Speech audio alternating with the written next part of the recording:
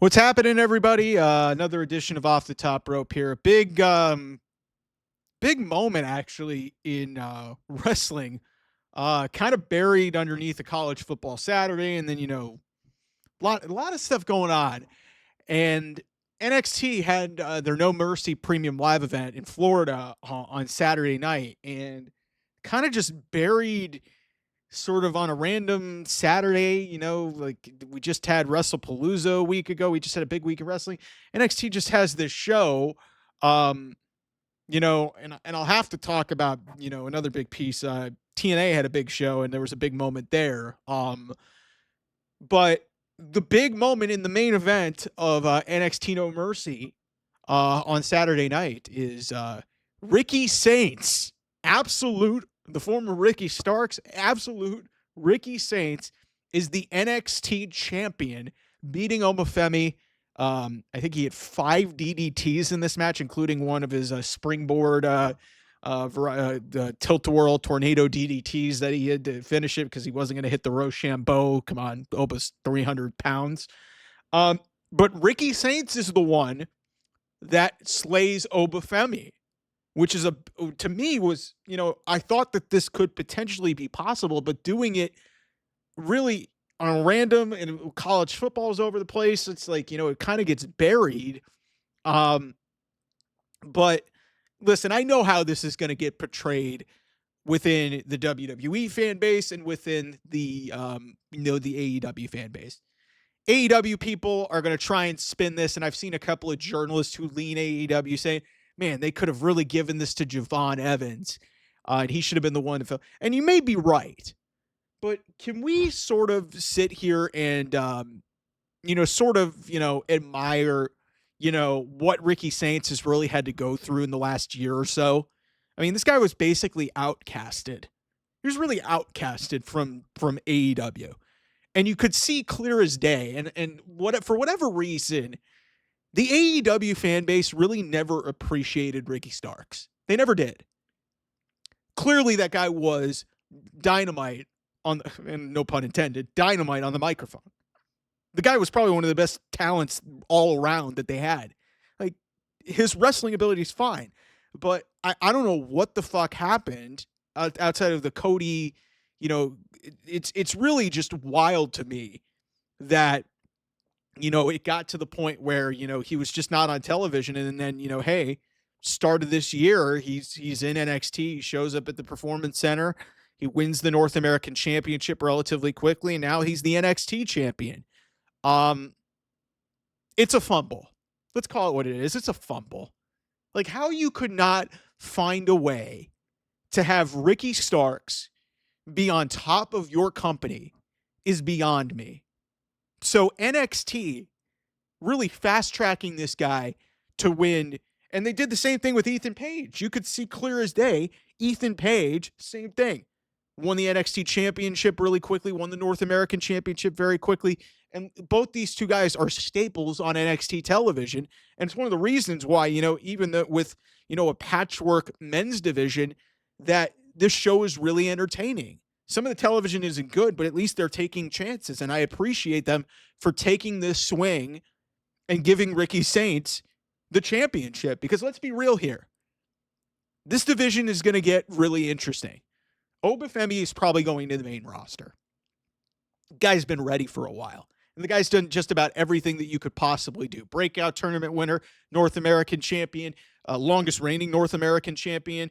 And then, hey, obviously he was the NXT champion and had a great run with the championship. But the guy's a main roster guy. The guy's ready. So it was time. I thought that they were going to do the change with Javon Evans, but clearly they're playing the long game with Javon Evans and understand that he's going to be a staple of that brand for a while. I mean, the guy's only 21 years old, so there's no rush to do it. And my point here is why I think I'm kind of with the idea of giving Ricky Saints the championship here is you've got Trick Williams, who isn't going anywhere. He's been doing great with TNA. I don't think there's any rush, even though Trick is in his 30s. Like, there's no rush to get Trick to the main roster at this point. So I think Trick and Ricky could be a compelling feud. And then you could turn Ricky heel and have Ricky versus Javon. So, like, there's stuff out there. they had run out of things to do with Oba Femi, and this was going to have an exit strategy. There was going to be an exit ramp at some point for this. But the bigger picture deal here is, like, in the span of a year, this guy's won 2 championships in NXT. And you could dismiss NXT as a brand, and you can dismiss them for what they've done with, like some of their booking. Still, the NXT is beating AEW. So all you schmucks in the AEW fan base or who are trying to dismiss Ricky Saints like he's nothing, the guy's a star. The guy's a star. And whether he gets to the main roster this year or next year or the year after that, whatever. This isn't some token reign. The guy feels like a big deal on that roster. And the reason why they didn't go with Javon, and I know a lot of people are going to be frustrated with it because Javon's been there for a while and they've seemingly, keep beating him, but it's like the kid is 21 years old. If you give him the championship, what sense is there? What are you going to tell after that? At least with Ricky, what you're doing is you're putting your championship in the hands of a guy who can carry himself like a star, can carry himself like a champion, and why AEW never capitalized on this guy's momentum, and all they gave him was an FTW championship and a tag team title run, is beyond me. How could you not see money in this guy? Yes, his size is a little bit problematic. Like, yes, he's 200 pounds. Who cares? The guy's got more charisma than about 90% of that roster. And how you let him and Ethan Page, for that matter, get out of that company, do nothing with them, and both of them are 2 of the great champions that NXT has seen in the last year or so, is beyond me. And by doing this change, you've now really injected new life into NXT. Because Ricky, to me, is one of the great champions, or is one of the great stars in terms of charisma. And like you said, his wrestling, like, he's adequate. He's not amazing. And maybe that's why it didn't work in AEW, because he wasn't like, those top level work rate guys, but he's a good wrestler.